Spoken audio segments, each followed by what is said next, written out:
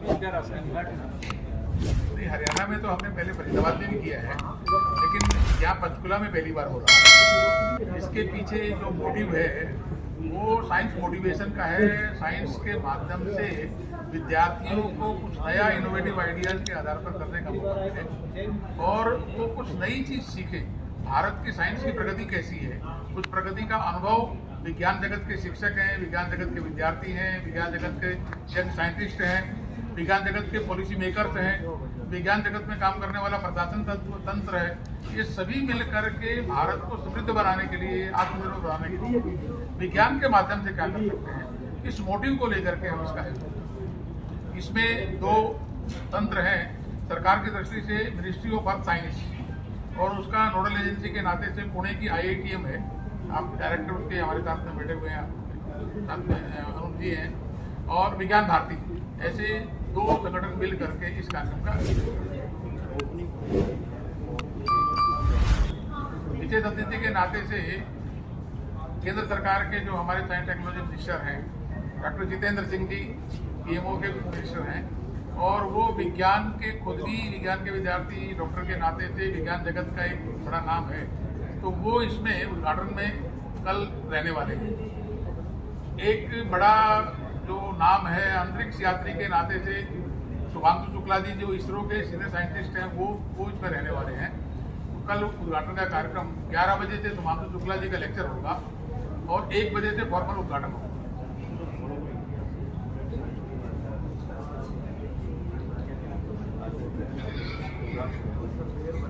हम इसमें 3 प्रकार से लोगों को निमंत्रित करते हैं। एक तो क्योंकि पंचकुला में हो रहा है तो हरियाणा, चंडीगढ़ या आसपास के जो अधिकांश स्टूडेंट कैसे आ सकते हैं। दूसरा क्योंकि ये ऑल इंडिया कार्यक्रम रहता है तो पैन इंडिया में से भी 1000 से ज़्यादा विद्यार्थी सेलेक्ट किए हुए जिनका अभी रजिस्ट्रेशन चल रहा है, कब से आएंगे, वो सभी प्रकार के उनका अकोमोडेशन भी रहेगा, वो सब रहने वाले हैं। विशेष करके नेशनल एजुकेशन पॉलिसी में भी जिस जॉयफुल साइंस की बात की है उसका भी इम्प्लीमेंटेशन का भाग इसमें रहेगा। वो सभी बातें इन 4 दिन के जो हमारे पैरेलल सेशन और प्लेनरी सेशन होंगे उनमें इंटरेक्शन के माध्यम से आगे आने वाले भारत की दृष्टि क्या हो विज्ञान, इसके पैनल्स तैयार होंगे। करूंगा जो ओवरव्यू दे रहे हैं फेस्टिवल के बारे में। ये पहली बार नॉर्थ वेस्टर्न स्टेट्स में आ रहा है। सो फर्स्ट टाइम जो नॉर्थ वेस्टर्न स्टेट्स में है वहाँ पे ISF ये इवेंट आ रहा है। It's a really large event. Total footfall कुछ 40,000 लोगों के आसपास होता है। So you get a lot of people coming, उनका एक्सपोजर बहुत बढ़ता है। उसके लिए हमने अलग अलग हॉल्स बनाए हैं, आपने तो देखे होंगे, ऑलमोस्ट एक सिटी की तरह बना दिया है। इधर एग्जीबिशंस होने वाले हैं जहाँ पे जो टॉप रिसर्च इंस्टीट्यूशंस है इंडिया में से उनके पास से जो एग्जीबिशंस आएंगे, उनके क्या रिसर्च कर रहे हैं उसके ऊपर चर्चा होगी, उसके डिस्प्लेस लगेंगे जो स्टूडेंट्स और आम जनता भी आके देख सकती है। उसके बाद बहुत लेक्चर्स होने वाले हैं जहाँ पे the top scientist of India, सबसे टॉप लेयर जो है साइंटिस्ट का, वो आके यहाँ पे बातचीत करने वाले हैं। सो स्टूडेंट्स को उनके साथ एक्सपोजर मिलेगा, उनके साथ इंटरेक्शन का टाइम मिलेगा।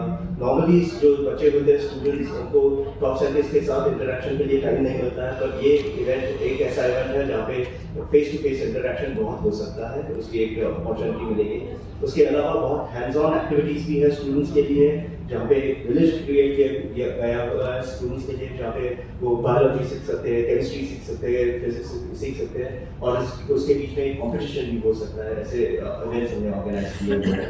इस साल ऑब्वियसली पंचकुला में हमने ऑर्गेनाइज किया है, जहाँ पे ये दशहरा मैदान जो शादमार मैदान है वो ऑलमोस्ट पूरा हमने कन्वर्ट कर दिया है। 3 लाख स्क्वायर फुट का टोटल कंस्ट्रक्शन है, जहाँ पे अलग अलग लेक्चर हॉल्स किए हैं, अलग अलग डिस्प्लेस किए हैं।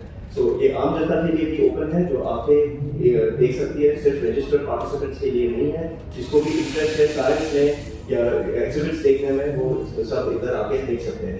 इसके लिए हम जो इंडियन इंस्टीट्यूट ऑफ ट्रॉपिकल मीटियोलॉजी है पुणे में, मिनिस्ट्री ऑफ अर्थ साइंसेज का एक ऑटोनॉमस इंस्टीट्यूट है, वहाँ से हम ऑर्गेनाइजिंग कर रहे हैं। पर ये ब्रेन चाइल्ड जो है, ये जिसकी आइडिया है वो विज्ञान भारती की तरफ से आई है कि 11th एडिशन होने वाला है। एंड मैंने बोला first time north western states में होने वाला है। और इसमें थोड़ी हिस्ट्री के बारे में आपको पता चलेगा विज्ञान भारती की तरफ से। प्रवीण जी ने तो अभिषेक कुमार जी पूरा ओवरव्यू दे सकते। So we have been celebrating this science festivals for last 10 years. This is the 11th edition of Indian International Science Festival that is being held at Panchkula.